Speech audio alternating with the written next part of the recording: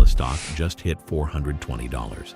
Car sales did not do that. In fact, car sales are down. A robot did that. A robot that has never clocked a single real shift, never earned a paycheck, never once complained about Monday, just did that to the stock price. So either Wall Street knows something we do not, or Wall Street is having another one of its moments. Let us find out which by looking at what this thing can actually do instead of what the stock chart is doing. What makes this 50 actuator hand different from every other robot hand out there? Start with the hand, because this is the one upgrade that is not just marketing spin. 22 degrees of freedom per hand, 50 actuators total across both hands, 25 packed into each forearm. Tesla mirrored actual human anatomy here, the same setup you have, where the muscles that move your fingers actually live in your forearm and pull on tendons. That is why you can make a fist and still see your forearm flex like you are auditioning for a watch commercial. Copying that layout means Tesla can build this hand on a repeatable line instead of hand assembling some fragile watchmaker mechanism, one unit at a time. Compare that to Gen 2, which had just 11 degrees of freedom per hand. This more than doubles it. 11 degrees of freedom gets you a claw that can grab a box. 22 gets you something that can curl one finger at a time and adjust its grip mid-squeeze, the way you do with a wine glass without thinking about it. That is the actual gap between a claw and a hand.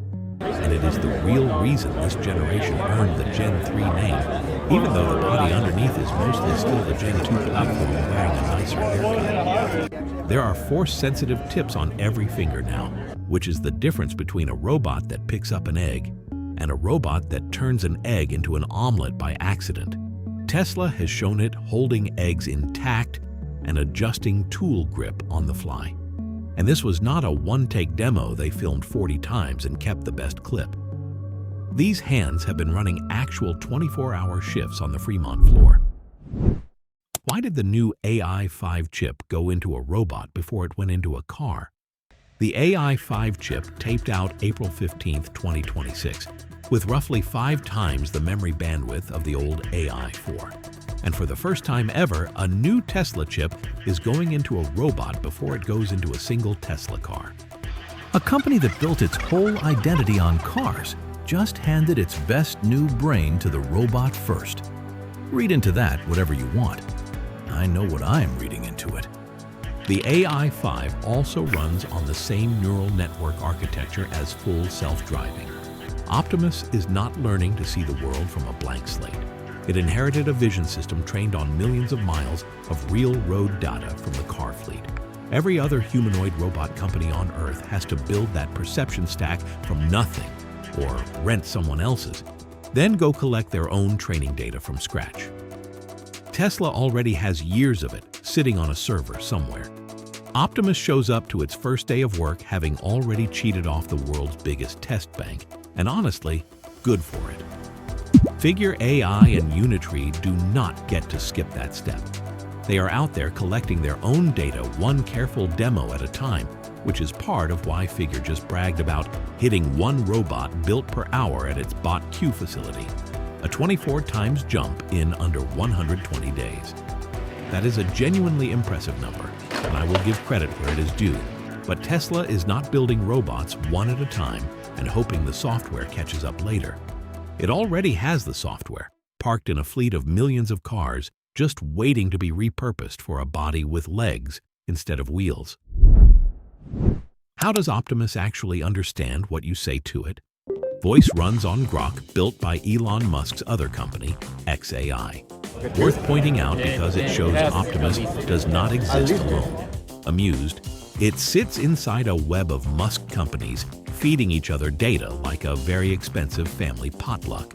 The cars feed the vision data, xAI feeds the language layer, and the robot is what happens when both dinners get combined onto one plate. Earlier demos had an awkward problem here, and I'm not going to pretend otherwise. You would talk to it and then wait a little more. The kind of pause that makes you check if the thing froze. Grok is Tesla's attempt to close that gap. because a chat model built for quick back and forth is a very different animal than a rigid command parser bolted onto a robot chest. Whether the lag actually disappears or just gets shorter is something we find out once regular people outside a controlled Tesla event get to talk to one of these.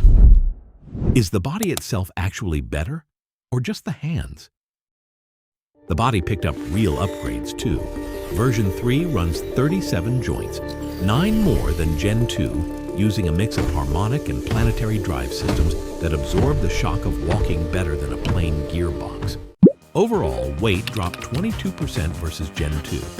That weight number sounds boring until you think about what it buys. Lighter means faster. Lighter means less battery burn per hour of standing around looking busy. Lighter also means less kinetic energy involved if it ever bumps into an actual human, which matters quite a bit when the plan is to have these things sharing floor space with real employees. Target walking speed sits at 1.2 meters per second, holding balance on a 15-degree slope. Nobody is winning a race at that pace. That is a relaxed stroll, not a jog. But compared to the stiff, hesitant shuffle from earlier demos, where every step looked like it was one bad sensor reading away from a faceplant, this is a real jump. And a 15-degree slope matters more than it sounds, because a real factory floor is not flat showroom tile. There are ramps, uneven seams, a stray cable someone taped down and forgot about. A robot that only works on a perfectly level stage is a demo. A robot that holds its footing on a slope is a machine. What is probably coming next for the senses and safety side of this robot? Nobody confirmed a new battery or a new sensor this week, so I will not invent one. But follow the logic that is actually on the table. The AI5 chip just gave Optimus roughly 5 times more processing headroom than AI4. And Tesla already pushes software updates to its car fleet about once a quarter, with safety and collision avoidance models bundled into that same overnight pipeline. If Optimus follows that same cadence, you are looking at 3 to 4 safety-relevant software revisions a year with 0 hardware changes required. Meanwhile, the rulebook is nowhere close.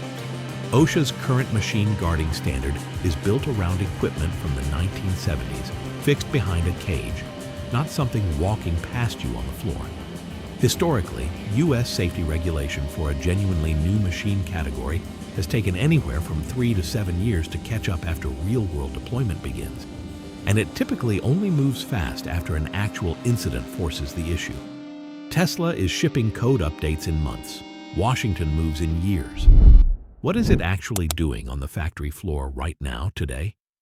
Right now, these units are sorting 4,680 battery cells, moving parts between bins, handling delicate items during testing.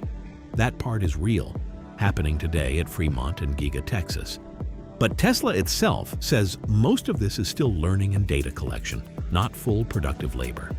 That is not a failure. That is exactly where a program like this should be. Every sorted battery cell is training data for the next version.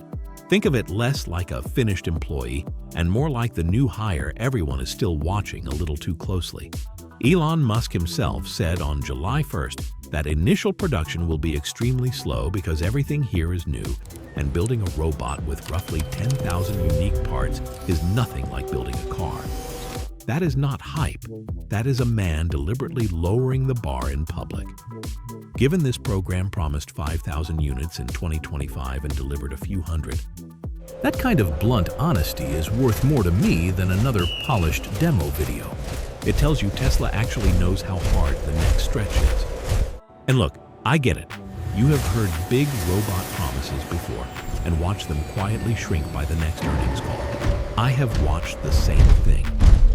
That is exactly why the boring infrastructure matters more than the flashy demo this time around. There is a real modular assembly line sitting in Fremont right now, a training supercomputer running actual megawatts, and a chip that beat the cars to market.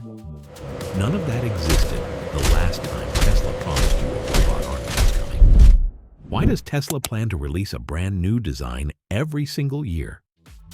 Musk says Tesla intends to ship a new Optimus design annually, same iteration pace as the cars.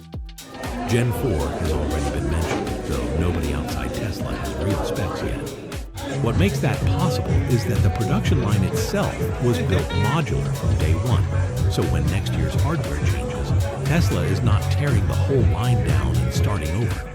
That is a very different bet than a normal factory line built around one fixed product for a decade. So where is this actually headed on paper? Nomura reports Tesla has already raised its Fremont capacity target from 50,000 to roughly 70,000 units a year, with weekly output aiming for around 1,000 units by September 2026. That is still just the warm-up lap. The real number sits at Giga, Texas, where filings point to a dedicated Optimus factory, 5.2 million square feet, built for up to 10 million units a year once it is fully online, with Gen 4 production expected to start there in 2027. Long-term, Tesla has talked about 1.5 million units a year across both sites. Big gap between 70,000 and 10 million, and that gap is exactly where the next few years get interesting. The hands are the flashy part everyone points a camera at. The chip is the part that actually decides whether any of this scales past a factory demo. A great hand with a mediocre brain is still just an expensive claw. This is not a finished product. It is not doing your laundry. It is not replacing a full shift yet. But the hardware here is genuinely a different animal than what we saw in 2023 and 2024. And that difference is worth paying attention to. Hands or brain? Which feature actually got you? Drop hands or brain below. And if you have been here since before we crossed 35,135 subscribers, thanks for sticking around for the spec sheet instead of the highlight reel.